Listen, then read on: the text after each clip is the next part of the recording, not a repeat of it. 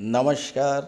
मैं वीके शास्त्री अपने चैनल के माध्यम से आप सभी दर्शकों का बहुत बहुत स्वागत करता हूं।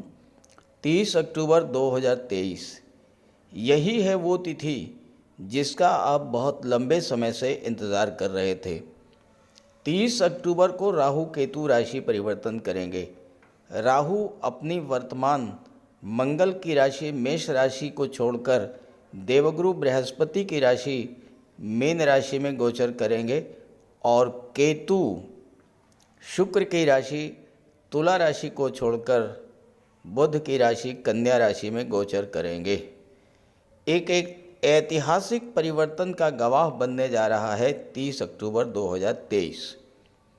पिछले 18 माह से आपको जो कष्ट मिले, जो परेशानियां आपने झेली, उन सब का अंत होने जा रहा है 30 अक्टूबर से और एक नए जीवन की शुरुआत होने जा रही है। तो इस वीडियो में हम समझेंगे आखिर क्या वजह थी जो पिछले 18 माह इतने कष्टपूर्ण थे और अब ऐसा क्या होगा जिसकी वजह से हमारे जीवन में बहुत बड़ा परिवर्तन आएगा, एक नई सुबह की शुरुआत होगी, दुखों का अंत होगा और खुशियों की शुरुआत होगी। ये विश्लेषण आपकी चंद्र राशि के आधार पर किया जा रहा है। केतु राशि परिवर्तन का धनु राशि के जातकों पर क्या प्रभाव पड़ेगा, इसी का विश्लेषण करेंगे इस वीडियो में और वीडियो के अंत में आपको केतु के उपाय भी बताएंगे। तो ये है धनु राशि के जातकों की कुंडली। आपके लग्न के स्वामी हैं देवगुरु बृहस्पति और देवगुरु बृहस्पति कुंडली के पंचम भाव में गोचर कर रहे हैं। केतु का गोचर कुंडली के एकादश भाव में है और 30 अक्टूबर को राशि परिवर्तन करके केतु कुंडली के दशम भाव में आ जाएंगे। राहु का गोचर गुरु के साथ पंचम भाव में है और 30 अक्टूबर को राहु राशि परिवर्तन करेंगे और कुंडली के चतुर्थ भाव में गोचर करेंगे। केतु को ज्योतिष शास्त्र में सर्वाधिक शुभ ग्रह की संज्ञा दी गई है। केतु का अर्थ होता है बुलंदी या ऊंचाई।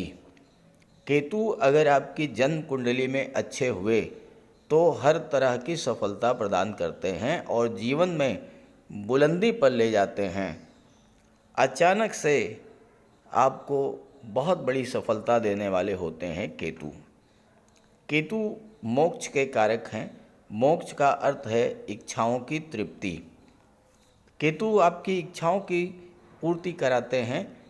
केतु धर्म और अध्यात्म के कारक हैं और व्यक्ति को धर्म अध्यात्म की ओर मोड़ देते हैं। कुंडली में राहु केतु हमेशा आमने सामने रहते हैं। जहां एक तरफ केतु को सर्वाधिक शुभ ग्रह की संज्ञा दी गई है, वहीं राहु को सर्वाधिक पाप ग्रह की संज्ञा दी गई है। पिछले 18 माह से राहु का गोचर मेष राशि में था और गुरु राहु का चांडाल दोष बन रहा था, जबकि केतु एकादश भाव में शुक्र की राशि में गोचर कर रहे थे। यही राहु केतु अब राशि परिवर्तन करेंगे। एक स्वाभाविक सा प्रश्न आपके मन में आएगा कि ऐसी क्या वजह थी कि पिछले 18 माह से राहु केतु आपको अत्यंत खराब फल दे रहे थे और तो अब क्यों अच्छा फल प्रदान करेंगे, क्यों मिलेगी राहत। देखिए, राहु केतु जिस राशि में गोचर करते हैं उस राशि के स्वामी के अनुसार व्यवहार करते हैं और वैसा ही फल प्रदान करते हैं। पिछले 18 माह से राहु मंगल की राशि में गोचर कर रहे थे। मंगल क्रूरता, जल्दबाजी, क्रोध के कारक होते हैं। मंगल चोट चपेट एक्सीडेंट्स के कारक होते हैं, ब्लड संबंधी रोगों के कारक होते हैं।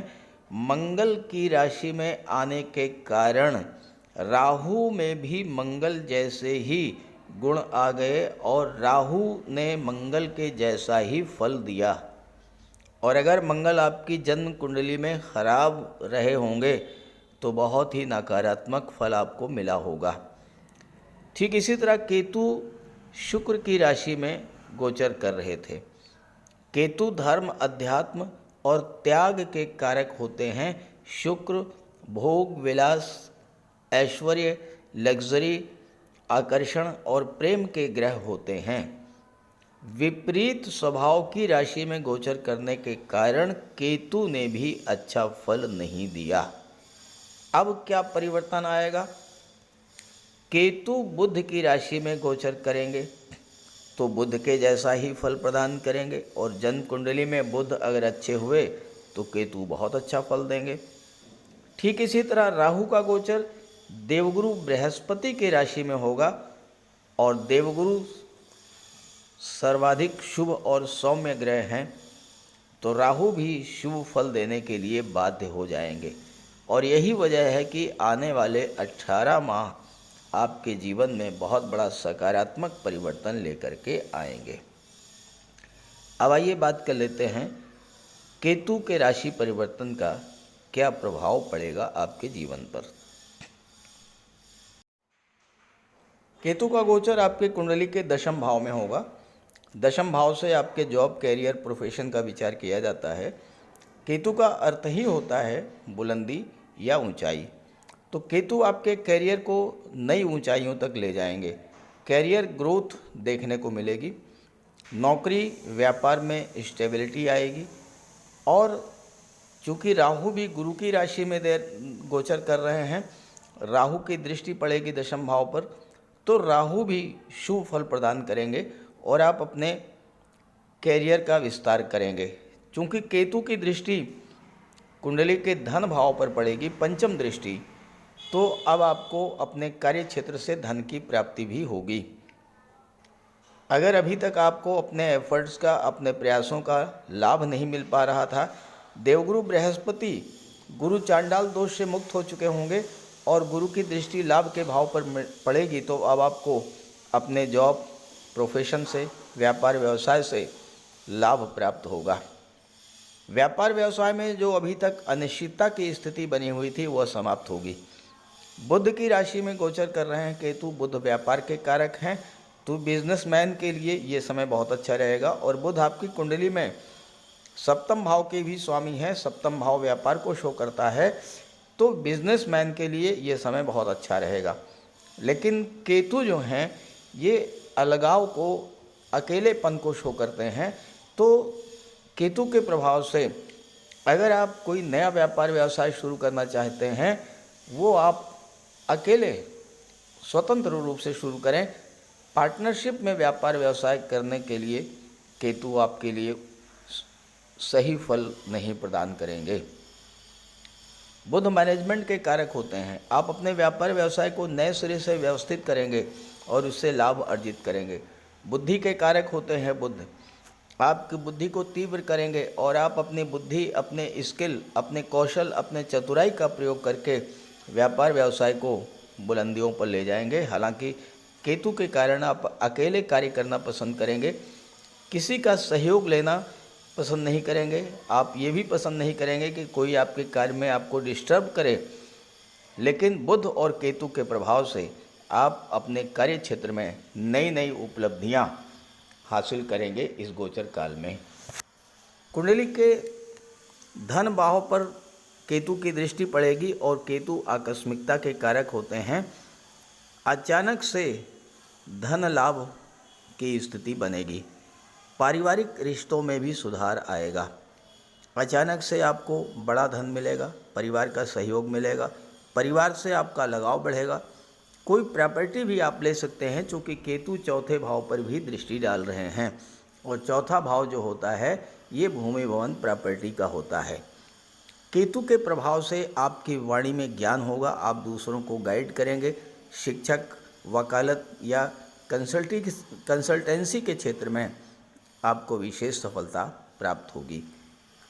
केतु की दृष्टि चौथे भाव पर पड़ेगी और चौथे भाव पर दृष्टि पड़ने से भूमि भवन प्रॉपर्टी का लाभ आपको मिलेगा, माता से आपका लगाव बढ़ेगा।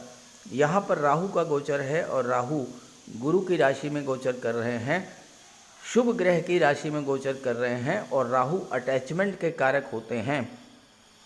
चौथे भाव की चीज़ों से आपका लगाव बहुत अधिक बढ़ेगा।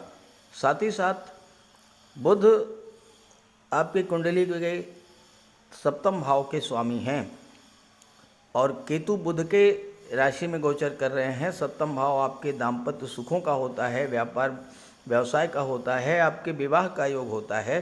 तो इस समय आपको विवाह का सुख भी प्राप्त होगा। राजनीति में है तो उच्च पद प्राप्त होगा।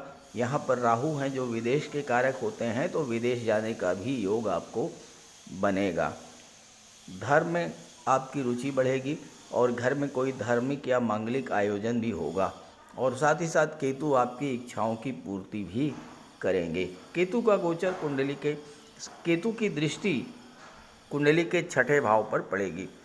और केतु जो होते हैं ये डिटैचमेंट के कारक, अलगाव के कारक होते हैं, दूरी के कारक होते हैं। तो छठे भाव की चीज़ों से दूरी बना देंगे। छठा भाव रोग ऋण शत्रु का होता है। कोई पुराना कर्ज है उससे आपको राहत मिलेगी। स्वास्थ्य संबंधी समस्याओं से आपको मुक्ति मिलेगी। किसी प्रकार की कोई शत्रुता है, कोर्ट कचहरी का कोई मैटर है, उससे भी आपको राहत मिलेगी। ननिहाल पक्ष का आपको सहयोग मिलेगा। छठा भाव नौकरी का होता है, छठा भाव कॉम्पिटिशन्स का होता है और यहाँ पर आप अपनी नौकरी में, कार्य क्षेत्र में नई नई ऊंचाइयों को प्राप्त करेंगे। छठा भाव सर्विस सेक्टर का होता है। मेडिकल, वकालत, शिक्षण, धर्मगुरु या पुरोहित के रूप में आपको सफलता प्राप्त होगी। तो इस तरह से केतु का गोचर आपके लिए विशेष शुभ फलदायी होगा। अब केतु पर तो चर्चा हो गई, अगर राहु पर चर्चा नहीं हुई तो ये वीडियो अधूरा रह जाएगा, क्योंकि केतु और राहु हमेशा एक साथ ही आमने सामने गोचर करते हैं। तो बात कर लेते हैं राहु पर। राहु का गोचर पिछले 18 माह से कुंडली के पंचम भाव में था। पंचम भाव शिक्षा का, संतान का, लव रिलेशंस का होता है। पंचम भाव आपके इष्ट देव का होता है, पूर्व संचित कर्मों का होता है। पंचम भाव लॉटरी और शेयर से लाभ को दर्शाता है। यहाँ पर गुरु के आ जाने के बाद से गुरु चांडाल योग बन रहा था और राहु के यहाँ से हटते ही 30 अक्टूबर को जैसे ही राहु यहाँ से हटेंगे, छात्रों के लिए बहुत सकारात्मक परिवर्तन होगा। छात्रों का मन जो भटक रहा था, पढ़ाई में मन नहीं लग रहा था, क्या पढ़ें क्या ना पढ़ें, इस तरह का कन्फ्यूज़न बना हुआ था, वो समाप्त होगा। संतान को लेकर जो समस्याएं थीं, संतान को लेकर जो कष्ट आपको मिल रहे थे या आपकी संतान को जो कष्ट मिल रहा था, उससे राहत मिलेगी। संतान प्राप्ति के मार्ग की बाधाएं दूर करेंगे राहु हटते ही, क्योंकि गुरु यहाँ पर हैं। गुरु संतान के कारक होते हैं। राहु बाधा बन रहे थे, राहु यहाँ से हटेंगे, संतान प्राप्ति के मार्ग की बाधाएं भी दूर होंगी। रिश्तों में कोई दूरी बनी हुई थी वो भी समाप्त होगी। लव लाइफ में या दाम्पत्य जीवन में अगर तनाव की स्थिति थी, गलतफहमी बनी हुई थी, वो समाप्त होगी। छात्रों के मन का भटकाव समाप्त होगा, स्थिरता आएगी, ज्ञान में वृद्धि होगी। और इसके अलावा जो लोग शेयर मार्केट से जुड़े हैं उनके लिए भी राहु का यहाँ से हटना बहुत शुभ फल देने वाला होगा। 18 माह में हो सकता है कि राहु के कारण आपका पैसा भी डूब गया हो, धन हानि भी हुई है, वो सब अब रिकवर होगा, क्योंकि पंचम भाव जो है एक्टिवेट हो जाएगा। गुरु यहाँ पर अति विशिष्ट कारक होकर के गोचर करेंगे। राहु की दृष्टि भाग्य भाव पर पड़ रही थी। नवम भाव से राहु की दृष्टि हटते ही भाग्य का सपोर्ट मिलना शुरू हो जाएगा। नवम भाव के शुभ फल मिलने लगेंगे, भाग्य का साथ मिलेगा, पिता से लाभ मिलेगा। पिता के स्वास्थ्य को लेकर कोई समस्या थी वो भी समाप्त होगा। पिता को नौकरी, व्यापार में या किसी तरह का कोई कष्ट मिल रहा था वो सब दूर होगा। विदेश से लाभ नहीं मिल रहा था तो अब लाभ मिलना शुरू हो जाएगा। विदेश जाने के मार्ग की बाधाएं जो थीं वो भी दूर होंगी। राहु की दृष्टि अभी तक 11वें भाव पर पड़ रही थी हालांकि 11वें भाव में राहु से ज़्यादा धन कोई नहीं दे सकता है, लेकिन मंगल की राशि में गोचर कर रहे थे, शत्रु राशि में गोचर कर रहे थे, इसलिए राहु अपना शुभ फल नहीं दे पा रहे थे। राहु की दृष्टि जैसे ही 11वें भाव से हटेगी, आपके लाभों में जो बाधा आ रही थी वो समाप्त होगी। आपको अपने कार्य व्यवसाय से लाभ मिलना शुरू हो जाएगा, धन प्राप्त होना शुरू हो जाएगा। गवर्नमेंट के पास कोई पैसा आपका रुका हुआ था वो आपको पैसा मिलेगा। आपके सोशल रिलेशंस अच्छे हो जाएंगे, भाई बहनों का सहयोग मिलेगा और भाई बहनों की भी उन्नति होगी। राहु की दृष्टि आपके लग्न भाव पर पड़ रही थी। लग्न भाव आपका व्यक्तित्व होता है। यहाँ से जैसे ही राहु की दृष्टि हटेगी, आपको मानसिक शांति की प्राप्त होगी। आपके मन में जो एक अनजाना भय, डर, ये सब था, हटेगा। स्वास्थ्य भी आपका अच्छा रहेगा। कैरियर, नौकरी, व्यापार, परिवार, धन को लेकर आपके मन में जो चिंता थी वो समाप्त होगी। आप बड़े फैसले ले पाएंगे और साथ ही साथ आपके व्यक्तित्व में एक बहुत बड़ा सकारात्मक परिवर्तन देखने को मिलेगा, क्योंकि गुरु की दृष्टि पड़ेगी। राहु की दृष्टि हट जाएगी लेकिन गुरु की दृष्टि पड़ेगी। और गुरु क्या है? गुरु है ज्ञान। तो आपके ज्ञान में वृद्धि होगी। गुरु भाग्य के कारक होते हैं। गुरु की दृष्टि भाग्य भाव पर पड़ेगी, आपकी भाग्योन्नति होगी, मन की नेगेटिविटी दूर होगी, मानसिक स्थिरता आएगी। आप चिंता मुक्त और भय मुक्त महसूस करेंगे और आपका कॉन्फिडेंस लेवल भी बढ़ेगा। राहु 30 अक्टूबर को जैसे ही कुंडली के चौथे भाव में गोचर करेंगे, चौथे भाव के शुभ फल आपको मिलना शुरू हो जाएंगे। भूमि, भवन, प्रॉपर्टी या पैतृक संपत्ति को लेकर के कोई विवाद था वो समाप्त होगा। चौथे भाव की चीज़ों से आपका लगाव बढ़ेगा। माता का स्वास्थ्य अच्छा रहेगा, माता का स्नेह भी प्राप्त होगा। भूमि, भवन, प्रॉपर्टी आप खरीद सकते हैं। राजनीति के क्षेत्र में हैं तो वहाँ भी राहु का गोचर आपके लिए बहुत अच्छा रहेगा। राहु की दृष्टि कुंडली के दशम भाव पर पड़ेगी तो यहाँ पर अचानक से आपके कार्य क्षेत्र में विस्तार होगा। राहु की दृष्टि कुंडली के अष्टम भाव पर पड़ेगी। अब यहाँ पर दो चीज़ों का आपको विशेष ध्यान रखना होगा। अष्टम भाव क्या होता है? गुप्त विद्याओं का, गुप्त रहस्यों का होता है। राहु कार्य क्षेत्र पर दृष्टि डाल रहे हैं और अष्टम पर भी दृष्टि डाल रहे हैं। तो राहु ये चाहते हैं कि आप अपने कार्य क्षेत्र का विस्तार करें, लेकिन अपनी प्लानिंग को, अपनी योजनाओं को किसी से शेयर ना करें। सीक्रेसी को मेंटेन रखें आप, ये राहु चाहते हैं। और अगर आपने ये कर लिया, अपनी प्लानिंग्स को, अपनी योजनाओं को, आगे आप भविष्य में क्या करने जा रहे हैं, तो आप निश्चित रूप से ये समझ लीजिए कि राहु आपको बहुत बड़ा लाभ देंगे। और चौथे भाव में गोचर करते हुए राहु की दृष्टि 12वें भाव पर पड़ेगी। तो 12वें भाव यानी विदेश, तो आप अपने व्यापार व्यवसाय का विस्तार विदेश तक ले जाएंगे। विदेश जाने के कोई बाधाएं थी वो समाप्त होंगी। और चूंकि राहु चौथे भाव में गोचर कर रहे हैं, चौथा भाव भूमि, भवन, प्रॉपर्टी का होता है। आने वाले 18 माह में अगर आप विदेश में कोई प्रॉपर्टी बनाना चाहते हैं, कोई मकान खरीदना चाहते हैं, परमानेंटली सेटल होना चाहते हैं, तो ये समय आपके लिए बहुत अच्छा रहेगा। तो इस तरह से राहु और केतु का ये आने वाला जो गोचर है ये आपके लिए विशेष फलदायी होगा। लेकिन अगर केतु आपकी जन्म कुंडली में खराब हुए तो आप केतु का उपाय जरूर कर लीजिएगा। बात करते हैं उपायों पर। केतु का सबसे बड़ा उपाय है भगवान श्री गणेश जी की उपासना करना। बुधवार के दिन गणेश जी का पूजन करें, अथर्वा स्तोत्र का पाठ करें। सोमवार के दिन भगवान शिव की आराधना करें, रुद्र स्तोत्र का पाठ करें। काले रंग की गाय की सेवा करें। काले और सफ़ेद रंग के दो रंगे कुत्ते की सेवा करें, उसको भोजन दें और कौवे को भोजन दें।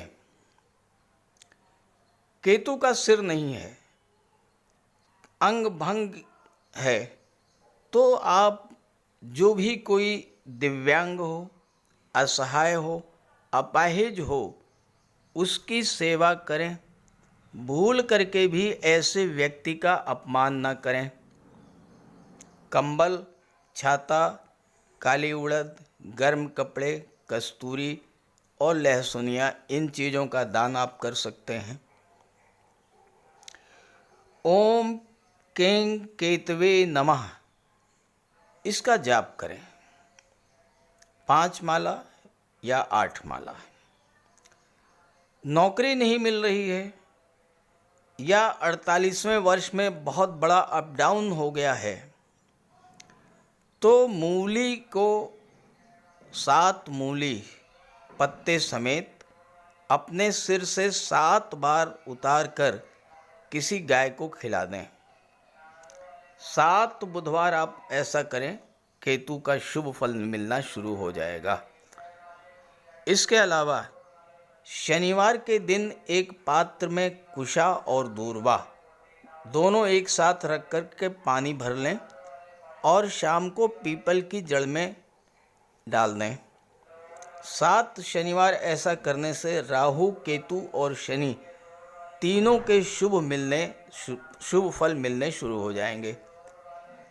लहसुनिया धारण कर सकते हैं, लेकिन धारण तभी करें जब कुंडली में केतु अच्छे हों या न्यूट्रल हों, और किसी योग्य ज्योतिषी से परामर्श लेकर के। अगर केतु नेगेटिव हैं तो गोमती चक्र की अंगूठी धारण करें, फिरोजा भी आप धारण कर सकते हैं। तो ये सब उपाय करने से आपको केतु के अशुभ फलों से राहत मिलेगी। नमस्कार।